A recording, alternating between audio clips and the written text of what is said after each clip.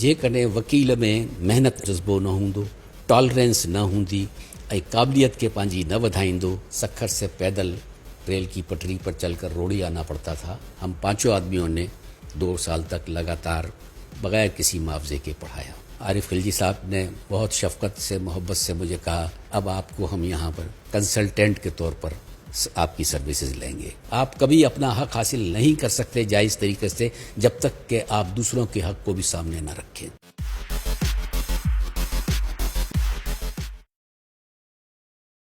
अस्सलाम वालेकुम। आज हमारे साथ मौजूद हैं रिटायर्ड जस्टिस असलम जाफरी साहब, और काफ़ी अरसे के बाद कराची से ये प्रोग्राम नशर हो रहा है ऑटोबायोग्राफी के तौर पे। तो आप लोगों का मज़ीद टाइम ना लेते हुए हम मूव करेंगे सर असलम जाफरी साहब की तरफ। Sir thank you so much, आपने टाइम दिया। मोहब्बत आपकी, मेहरबानी। मैं खैरपुर का रहने वाला हूँ। 1947 में मेरे पेरेंट्स खैरपुर आकर सेटल हुए और मेरी इब्तदाई तालीम, प्राइमरी तालीम, सेकेंडरी, हाई स्कूल, कॉलेज, ये सब खैरपुर के हवाले से है। मैंने खैरपुर के मशहूर हाई स्कूल नाज हाई स्कूल में, जिसने बहुत बड़ी बड़ी खैरपुर की शख्सियात को जन्म दिया और उन्हें तालीम के ज़ेवर से आरास्ता किया, मुझे भी अल्लाह ने तौफीक दी। मैं उसी स्कूल में पढ़ा और वहीं से मैंने 1957 में मैट्रिकुलेशन किया।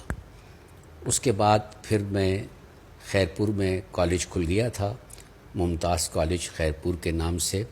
बहुत अच्छा कॉलेज था, बहुत अच्छे असातिज़ा थे, स्टूडेंट्स की तादाद बहुत ज़्यादा नहीं थी, लेकिन प्रोफेसर बड़े लायक फ़ायक किस्म के लोग थे। अंदाज़ा लगाइए, उस ज़माने में उस कॉलेज में 3 PhDs थे जो ज़ूलॉजी और बॉटनी और इकोनॉमिक्स में हमें तालीम दे रहे थे। उस कॉलेज में मेरी तालीमी कैरियर का और एक्स्ट्रा करिकुलर एक्टिविटीज़ का आगाज़ हुआ। मैंने कॉलेज में यूनियन की सरगर्मियों में हिस्सा लेना शुरू किया।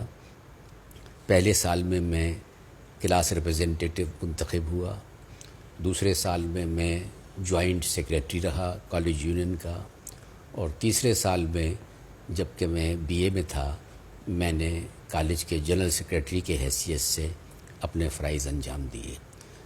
इस तरह से ये तालीम मुकम्मल होने के बाद अब प्रोफेशन का वक्त आया। बुनियादी तौर पर मेरे जहन में 2 प्रोफेशंस थे कि या तो मुझे उस्ताद टीचर होना चाहिए या वकील होना चाहिए। माशाअल्लाह। इसके अलावा मुझे तीसरे प्रोफेशन की कोई ख़ास वजह नज़र नहीं आती थी। शायद इसकी एक वजह यह भी हो कि मेरे वालिद साहब सैयद अली मुताहिर जाफरी एडवोकेट पहले शुरू में कुछ अरसे तक खैरपुर रियासत में हाई स्कूल में टीचर रहे, फिर उन्होंने लॉ पास किया और लॉ पास करके वकालत शुरू की। उनकी वकालत का अपना एक निराला अंदाज़ था।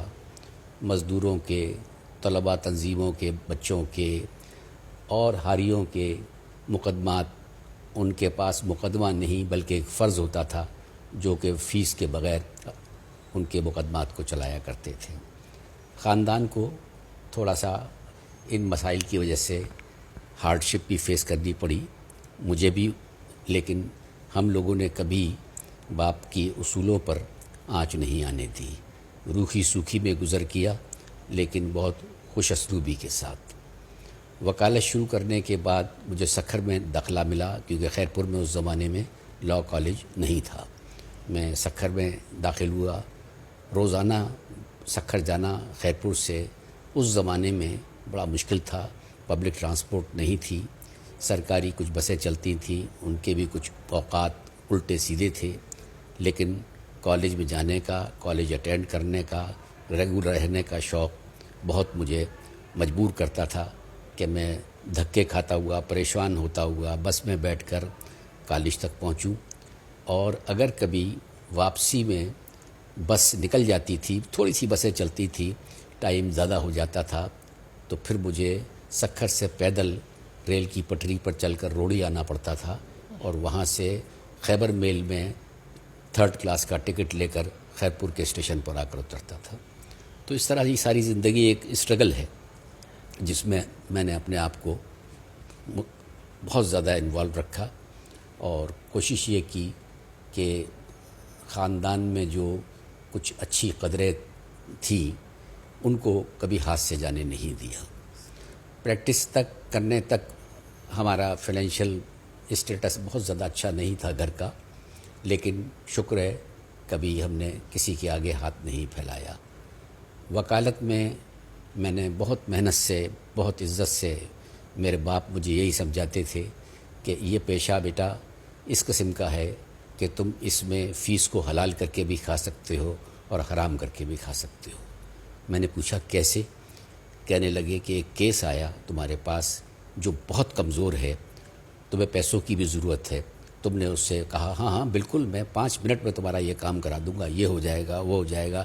اسے غلط تسلیاں دی اور کیس لے لیا. تم نے اپنے پروفیشن